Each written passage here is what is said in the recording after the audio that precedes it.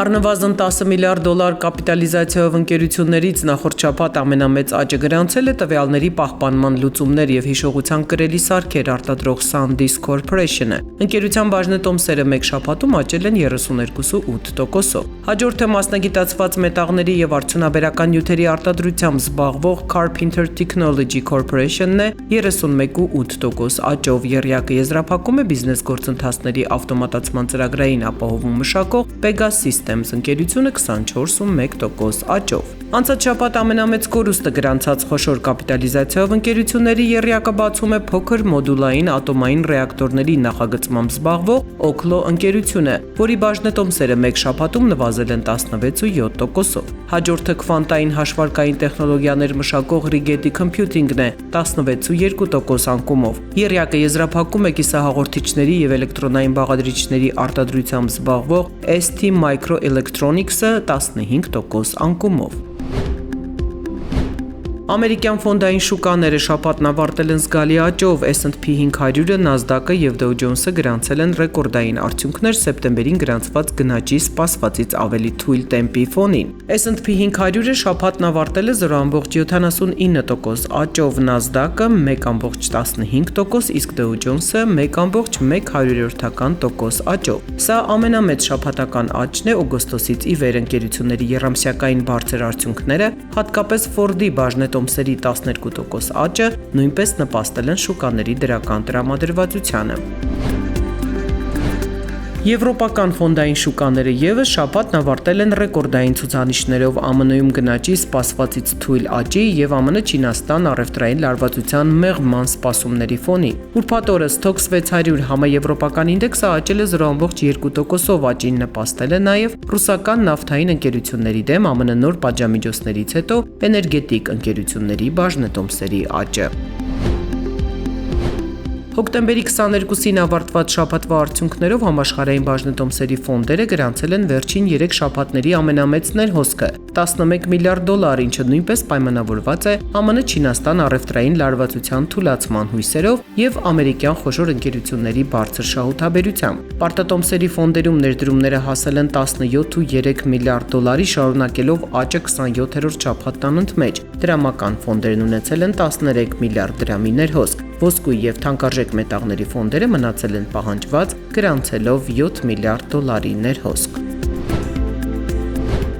Goldman Sachs-ի տվյալներով hedge ֆոնդերի արհեստական բանականության հետ կապված տեխնոլոգիական սարքավորումների նկատմամբ հետաքրքրությունը հոկտեմբերին հասել է 2016 թվականից սկսած ամենաբարձր մակարդակին։ Ֆոնդերի ակտիվ գնումները կիսահաղորդիչների եւ չիպերի ոլորտում վկայում են, որ ներդրողները շուկաների շարունակական աճի սպասում ունեն։ Այս ուշադրությունը նվազեցրել է ներդրումները էներգետիկ հատվածում եւ խոշոր տեխնոլոգիական ընկերություններում։ Intel-ի բաժնետոմսերի գինը աճել է 7%-ով եռամսյակային շահույթի սպասվածից բարձր ցուցանիշների ֆոնին, ինչը պայմանավորված է գլխավոր տնօրեն Lip Bu-Tan-ի իրականացրած ծախսերի կտրուկ կրճատման ծրագրով։ Սա ընկերության առաջին ֆինանսական հաշվետվությունն է այն բանից հետո, երբ այն բազմամիլիարդանոց ներդրումներ ներգրավեց Nvidia-ից, ճապոնական SoftBank-ից եւ ամերիկյան կառավարությունից։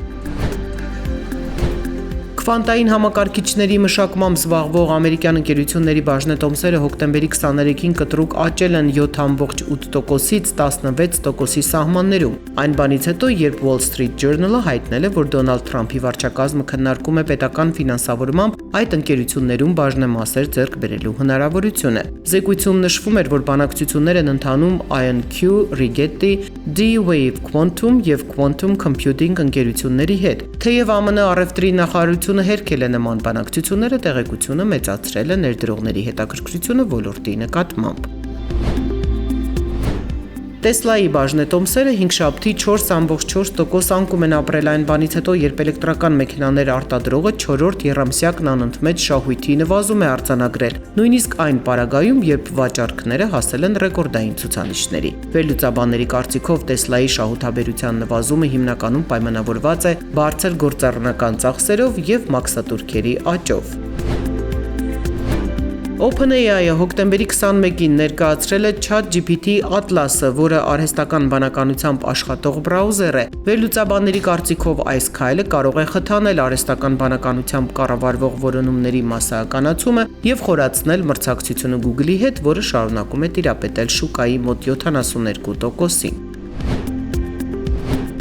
Apple-ի բաժնետոմսերը հոկտեմբերի 20-ին աճել են 4.2%-ով, հասնելով պատմական առավելագույնին եւ մոտեցրել ընկերությանը $4 տրիլիոն շուկայական կապիտալիզացիային, ինչի շնորհիվ այն դարձել է Nvidia-ից հետո աշխարհում ամենաթանկարժեք երկրորդ ընկերությունը։ Նոր iPhone 17-ը շուկա դուրս գալու առաջին 10 օրվա ընթացքում Չինաստանում եւ Միացյալ Նահանգներում վաճառվել է 14%-ով ավելի արագ, քան iPhone 16-ը։ Կանխատեսվում է, որ ընկերությունը կգերազանցի սպասելիքները ընթացիկ եռամսյակում։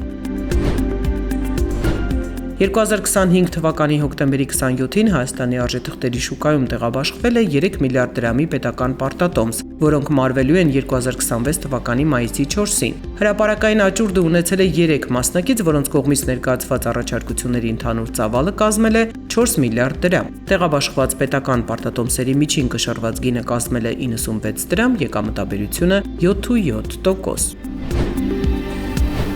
ԱՄՆ-ում սպառողական գները սեպտեմբերին սպասվածից ավելի քիչ են աճել, նախորդ տարվա համեմատ գնաճը կազմել է 3%, ինչն ավելի հավանական է դարձնում, որ դաշնային պաուստային համակարգը հաջորդ շաբաթ վերաֆինանսավորման տոկոսադրույքը կնվազեցնի 0.25%-ային կետով։ Միևնույն ժամանակ ԱՄՆ կառավարության շաթդաունի հետևանքով տնտեսական տվյալների հավաքագրումը խափանվել է, եւ հոկտեմբերի գնաճի հաշվետվության հրապարակումը հարցականի տակ է։